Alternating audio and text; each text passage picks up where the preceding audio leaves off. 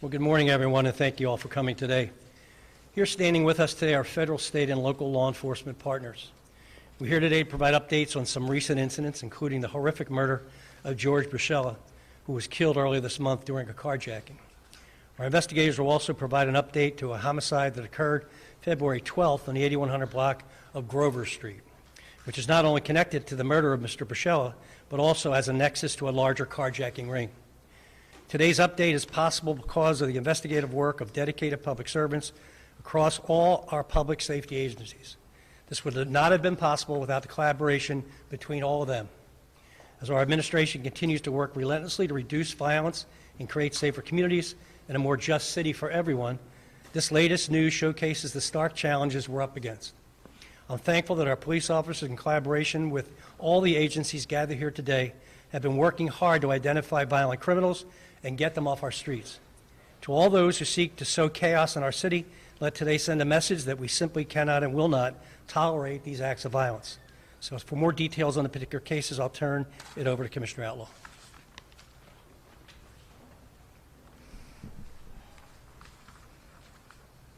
Good morning. I'd like to thank everyone for being here, including the mayor, our federal, state, local law enforcement partners, including the DA's office, the U.S. Attorney's Office, the ATF, the FBI, and the University of Pennsylvania Police for being here today and for their ongoing collaboration with our agency.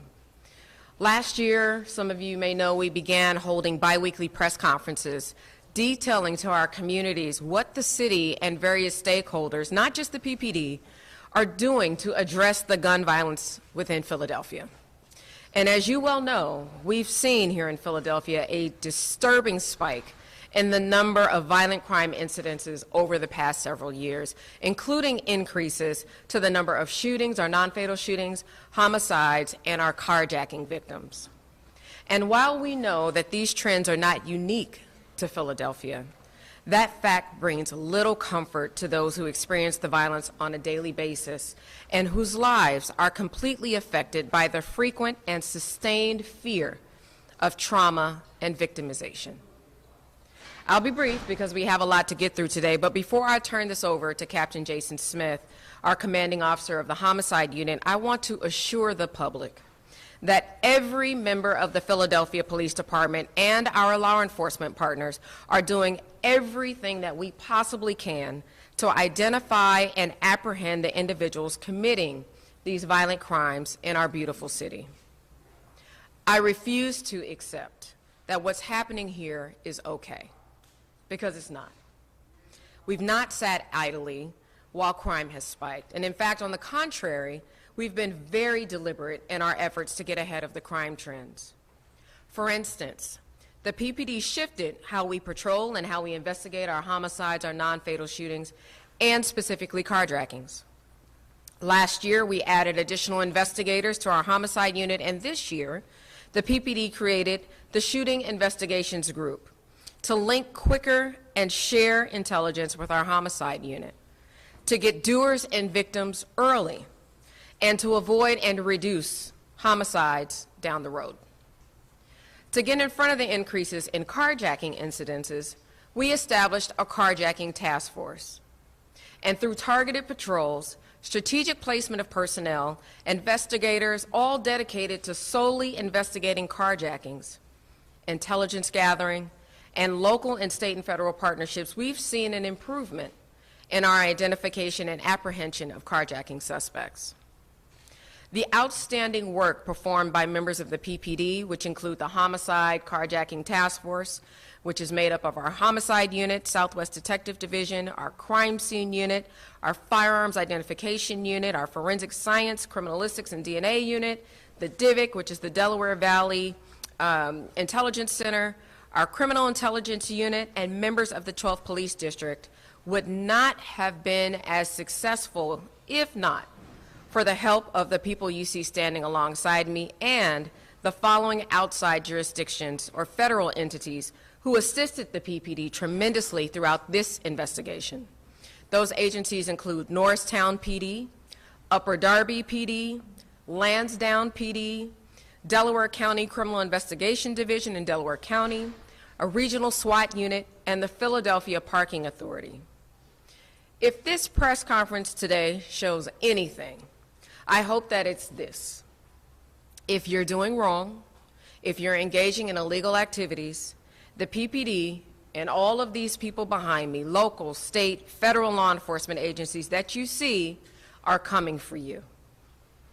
Now to discuss the particulars of the specific homicides is Captain Jason Smith of our homicide unit. Thank you.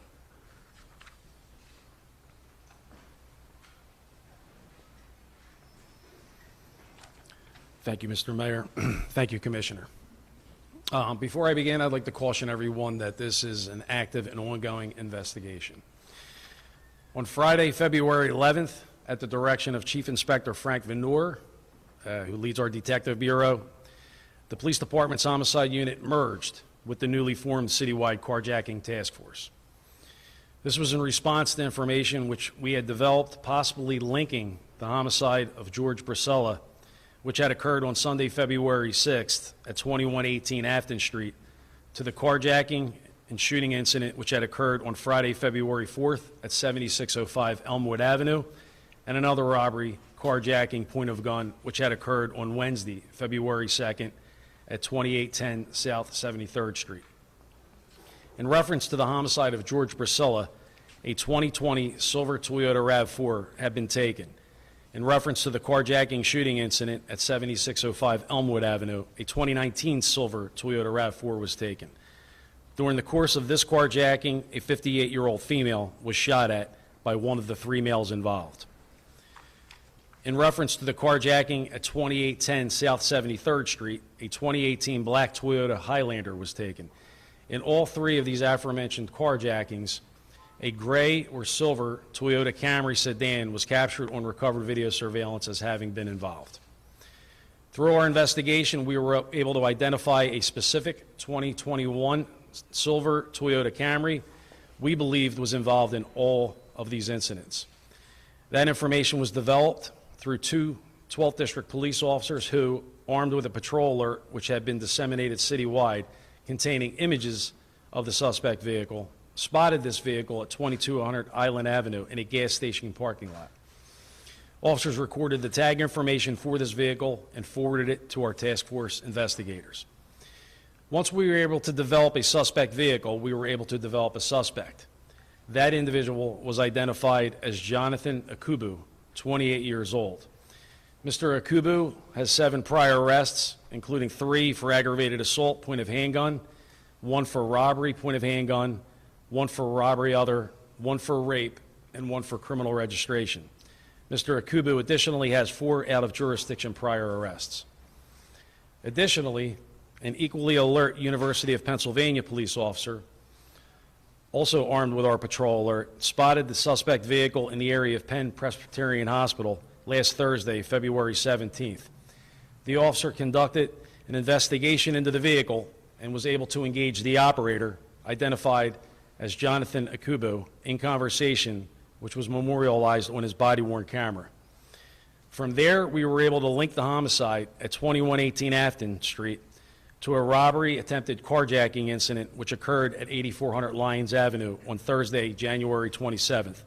This was done through ballistics analysis and comparison by our firearms identification unit. In reference to the attempted carjacking incident at 8400 Lyons Avenue, the offenders attempted to take a 2022 black Toyota Highlander. During the course of the robbery, one of the offenders shot the 42-year-old complainant in his leg as he attempted to flee. On Saturday, February 12th, at 6300 Glenmore Avenue, at approximately 7:30 a.m., police recovered the 2020 silver Toyota RAV4, which had been taken during the homicide of George Bracella. Less than 12 hours later, at 7:25 p.m., the homicide of Aya Gabasi, 29-year-old male, occurred at 8100 Grovers Avenue. A 2008 gray Ford Escape parked in close proximity to the decedent was located with the engine still running and the windshield wipers still activated. We discovered that Ford Escape had been reported stolen out of Norristown, Pennsylvania on December 14th of last year at 148 West Marshall Street. Shortly after the homicide, there was a report of a vehicle fire at 7900 Mercury Place. approximately 3 blocks from the homicide scene. Police responded and located a white and color Ford Transit Connect van, fully engulfed in flames. We later learned that this Ford Transit van was in fact owned by the decedent, Ayaya Gabasi. The fire appeared to have been intentionally set, and an accelerant was detected at the scene. A ballistics comparison subsequently confirmed that 5.7 by 28 millimeter fired cartridge casings recovered from the homicide at 8100 Grovers Avenue positively matched those from the homicide at 2118 Afton Street and the robbery carjacking incident at 8400 Lyons Avenue. A ballistics comparison also confirmed that .40 caliber fired cartridge casings recovered from 8400 Lyons Avenue positively matched casings recovered from the carjacking shooting incident at 7605 Elmwood Avenue. An arrest warrant was obtained for Jonathan Akubu, charging him with murder and related offenses for the homicide of Ayaya Gabasi. Warrant service took place at an apartment complex in Lansdowne, Pennsylvania.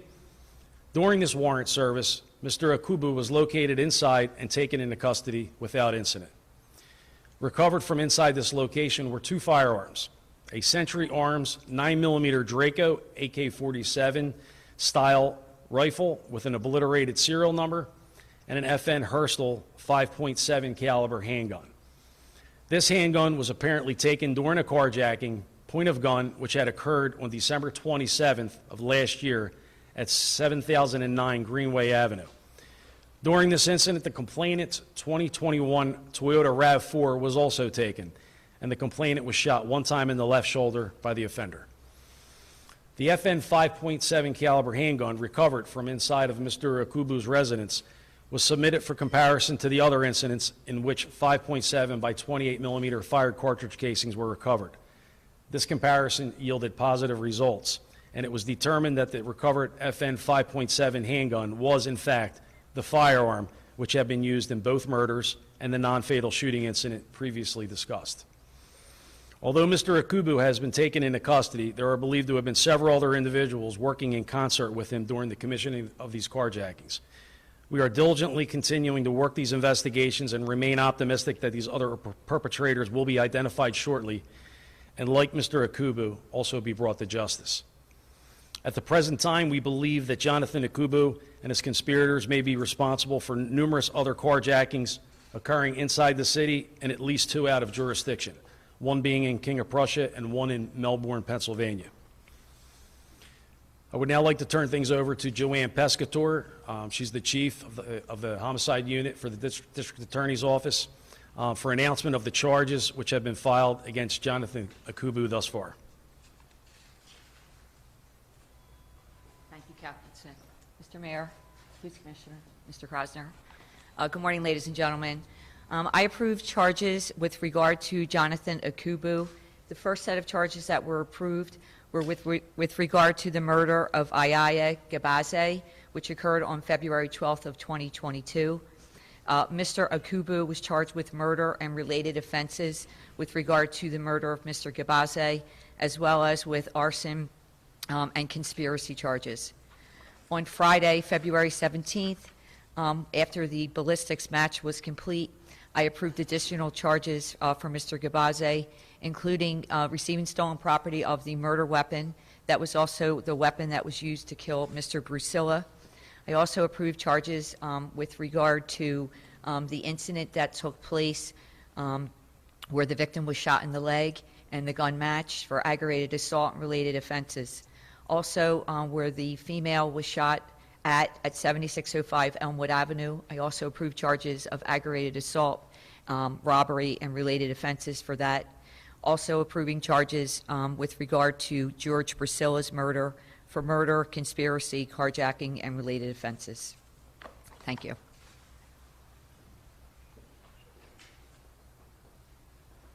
All right, folks, we're now going to open it up to questions. If you would, just please state the name of the person that your question is for, and we're going to try to keep this to 1 question per reporter for time constraints. As you can see, we have a lot of folks out here, and just want to make sure if I can get back to what they have to do. I guess this is for Captain Smith or potentially whoever would speak. But Captain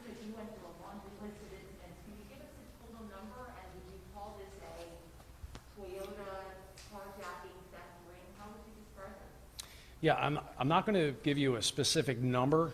I mean, there are numerous carjackings that we're looking at. So I don't want to get into specifics.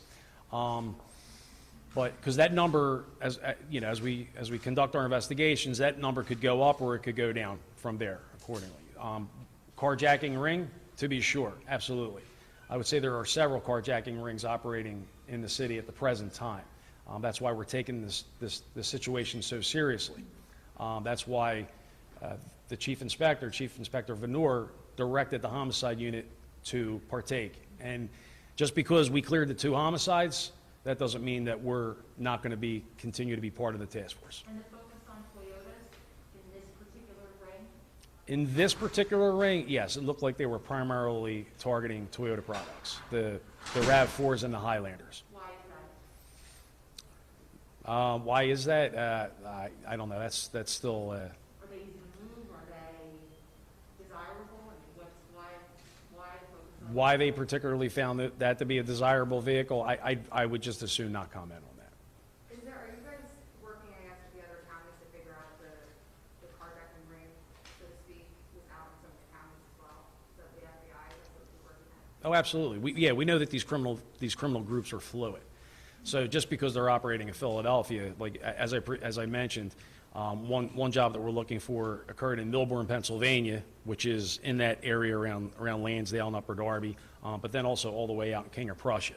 So we have to work with these various groups in Delaware and Montgomery counties. You guys are more than feds. Is that you guys are more than feds, just so I understand? This is a team effort. I got it. Believe me when I tell you, we would not have been able to push these jobs across the goal line if it wasn't for the assistance of our federal partners.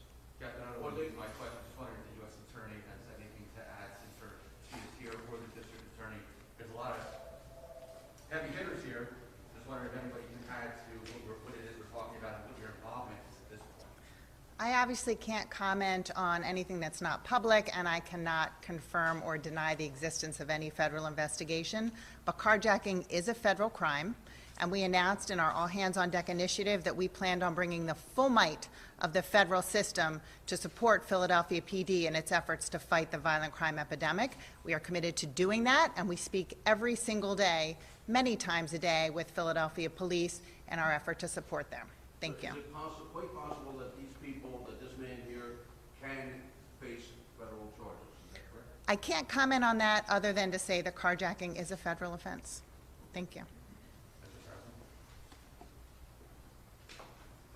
So first of all, I would like to congratulate the police commissioner, the FBI, and all of my criminal justice partners on what I think is an exemplary job of figuring out a part of what is going on in this very, very important investigation. I would love to say more. I think everybody here would love to say more, but it would be completely inappropriate in such a sensitive investigation with so much at stake to say more about the specifics.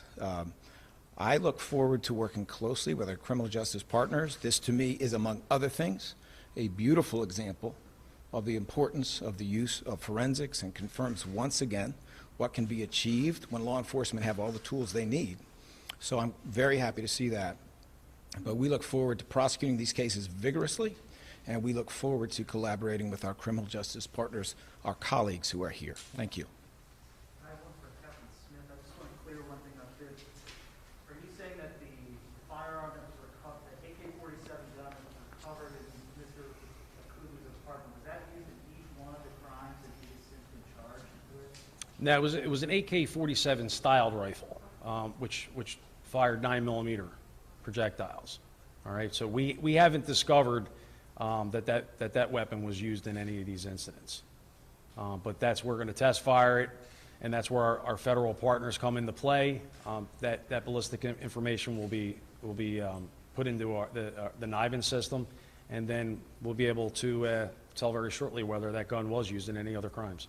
Since Thursday, when the suspect was taken off the street, have you seen a decrease in carjacking? I haven't looked at the numbers. I haven't looked at those numbers, but I'm sure, Joe, that it's going to have an impact. You mentioned multiple carjacking rings. How organized are they? Well, I mean, I'm going to say they're loosely organized. So Mr. Akuba, we know that he was operating with at least 3 other individuals, but possibly actually more than that, 4 to 6. All right, and that's based off of our video recovery that we see. We see the different heights and weights and physical characteristics of different potential suspects. But I'm sorry, what was your question again? How organized are they? I'm going to say they're loosely organized. We're not talking about groups that, like the mafia or anything like that, where they have these hierarchies. These are groups that one day Mr. Akubu could have been working with 2 individuals, the next day he could have been working with 3 or 4. So I would say more loosely knitted groups. As far as the other suspects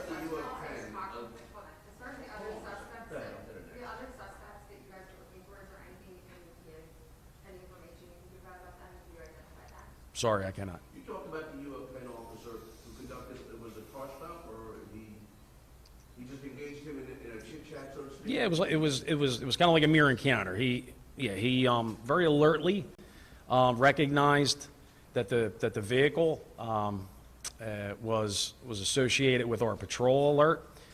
He went up to the vehicle. He began an investigation, looking at it, writing down the vehicle identification number, and then he initiated a conversation with the operator of that vehicle. And then he let him go at that point, correct?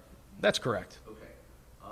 The second is, they talked about, if I heard it correctly, the Philadelphia Parking Authority, how did that come to light? Yes, I figured that would surprise people. But no, the parking authorities actually, anytime we have a crime which involves a vehicle, we will reach out to the parking authority to receive information regarding what was captured on their red light and speed cameras that they have distributed throughout the city. Can we hear from the mayor? Are they being sold to cars? Are they being transported to other areas? We heard reports that some of them are being sent as far as Africa. What's going on when the cars are being stolen as far as this carjacking?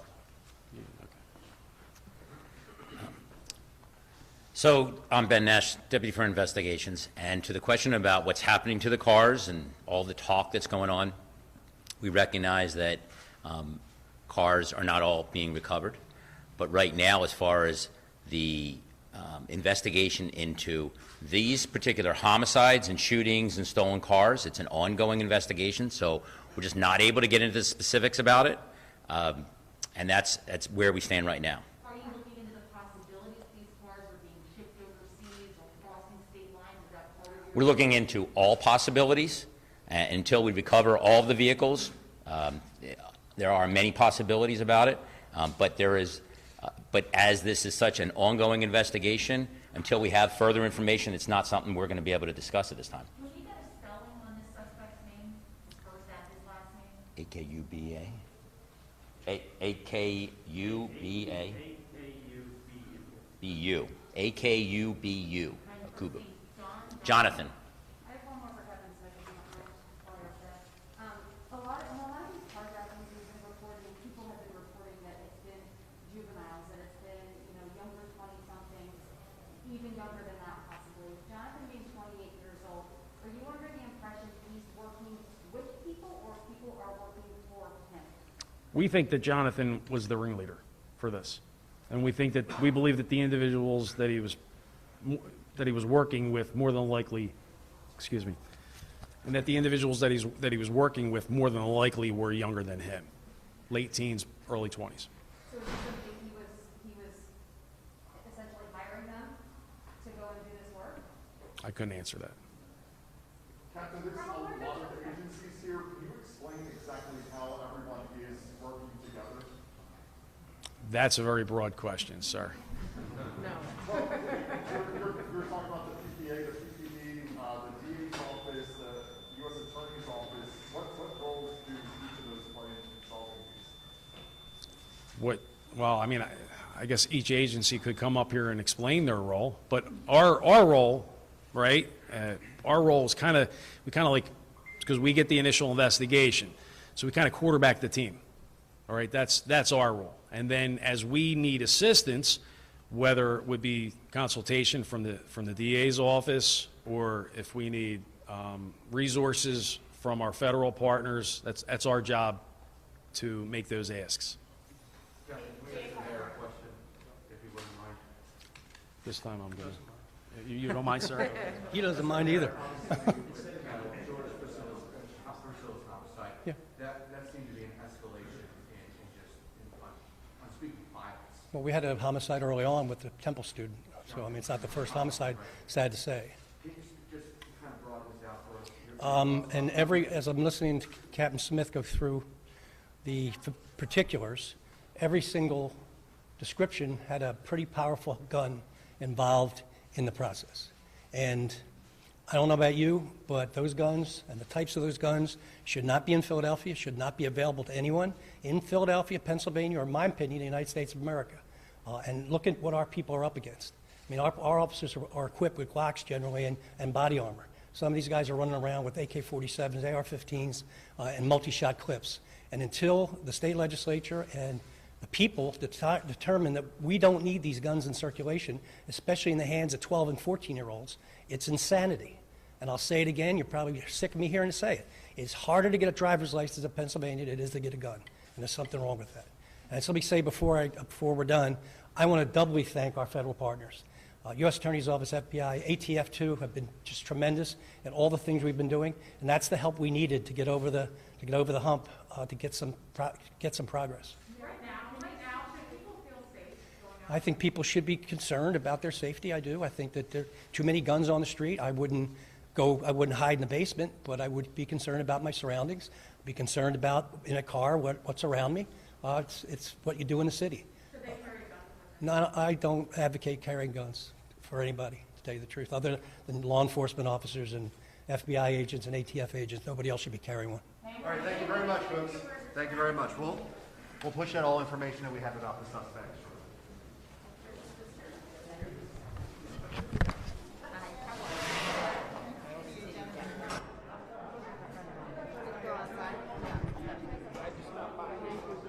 Dan, are we able to get one question with them?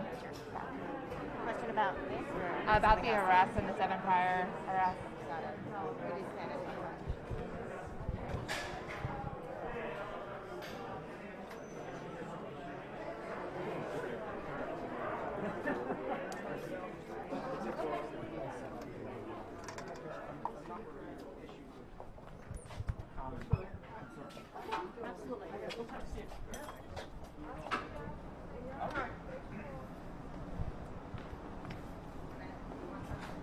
One.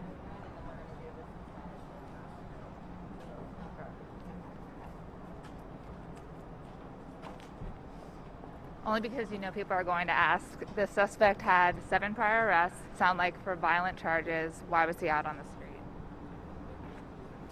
The suspect had a number of prior arrests, most of them before 2012. He had them in more than one county. Why was he out on the street?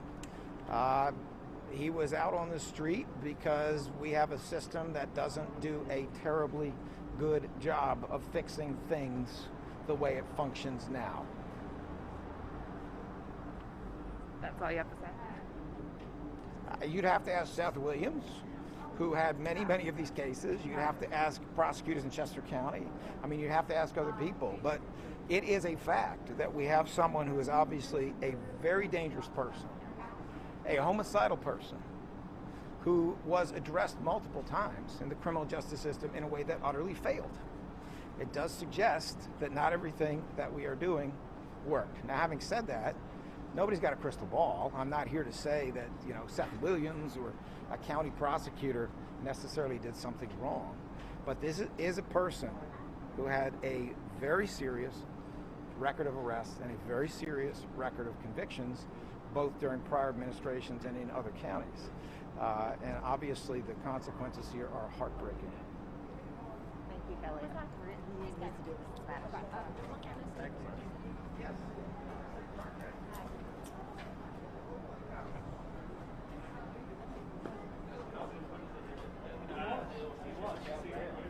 I want to get those spelling of your name real quick. James? No, Jason.